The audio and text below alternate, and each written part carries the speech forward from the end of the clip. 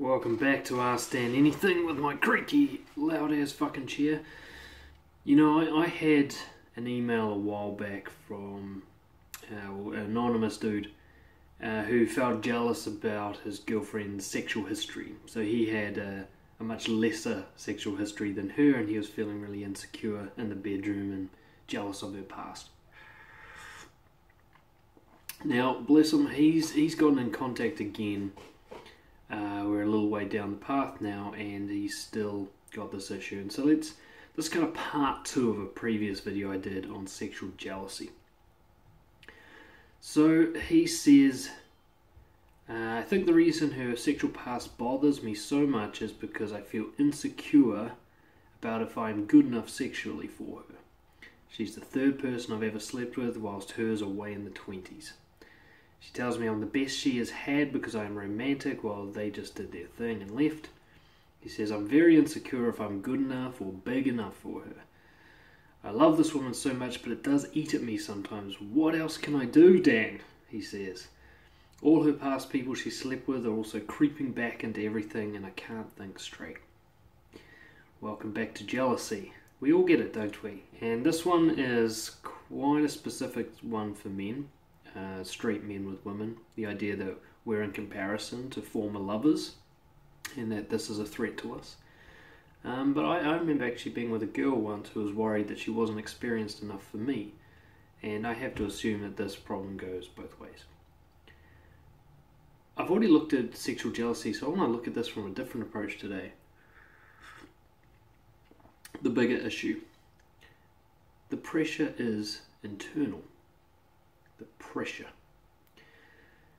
I had a conversation with a client last night. He's sexually inexperienced, he's a virgin, and he's about to spend a weekend with a girl, and they are going to sleep together. It's pretty much on the cards. And he's very nervous about it. He's very nervous about his performance. You know, he's done a lot of work to get here, and he's worried about not being able to follow through. And what's interesting about this situation is that because of the work that we're doing together, he's learned to be very honest and open, and this girl knows all about his insecurities, his lack of experience, and his potential performance problems. And she's very clearly and directly said that is not an issue for her. She doesn't care if they end up just cuddling. She just wants to spend time with him. She has no pressure on him to perform whatsoever. And yet he feels all that pressure. And I can see parallels with this case too, the guy who's written into me here. Because he says, I'm worried about not being good enough, blah, blah, and she's quite clearly said, you're the best. I don't want anyone else. You're better than the rest because you're romantic. And he's worried about all these things that she hasn't even raised. So this situation I see happen a lot, where all the evidence externally points to the fact that you are accepted as you are good enough as you are in the eyes of the other person. Not that that matters, but it's there. And yet you still feel no acceptance, you still feel pressure and performance anxiety and lack of acceptance for yourself, not good enough. So that tells you the problem's internal. See, this guy's written in, his issue is that he's looking at her for the solution, but it's got nothing to do with her. She's fine. Her sexual history has no impact, from what she says, on her view of him. So this is all in his head. And this is so often the case for us. We're so worried about not being good enough that we try to solve the problem externally when that problem isn't even a problem. We are accepted externally. We're good enough to the outside world.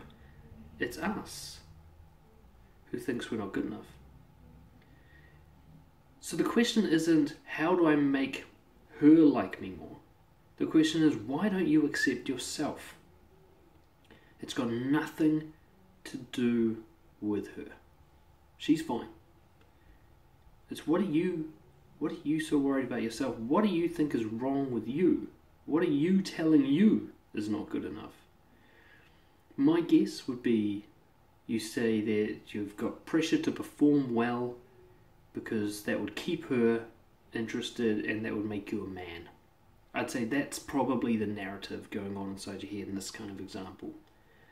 That if you aren't sexually experienced, then you're somehow less of a man. even though she clearly doesn't think that or care about that.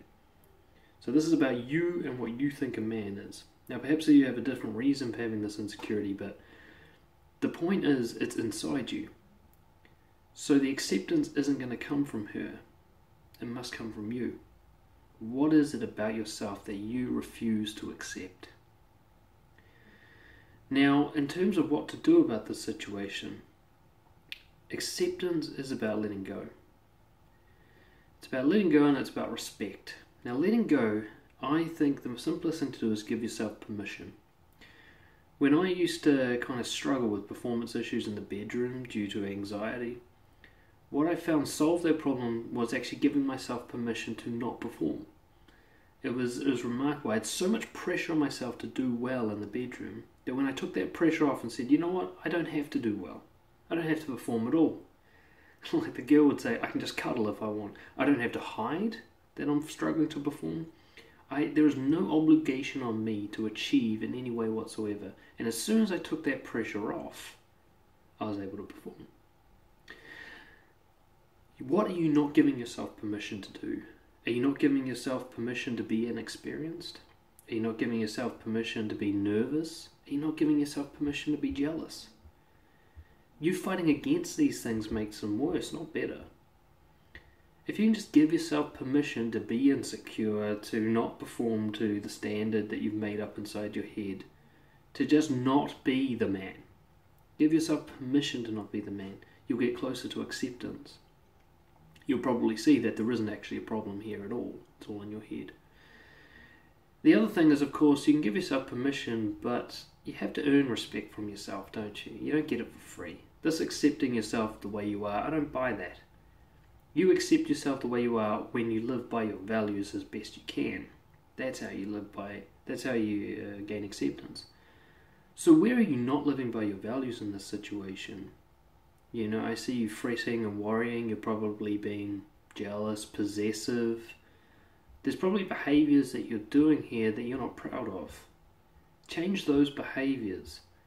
Rather than try to be the man in terms of an external performance, try to be the man internally where you're proud of the way you act. Not what you get and not how well you perform, but the way you act.